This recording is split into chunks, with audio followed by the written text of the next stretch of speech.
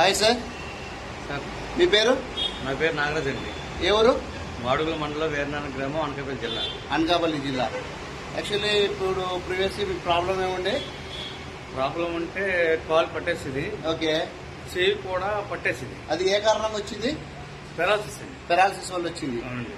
Actually previous గా మీరు already ఎక్కడెక్కడ ట్రీట్మెంట్ తీసుకున్నారు అన్ని అయింది కదా? అవునండి, అప్పుడు- 2 దగ్గర ట్రీట్మెంట్ తీసుకున్నాను. ఓకే.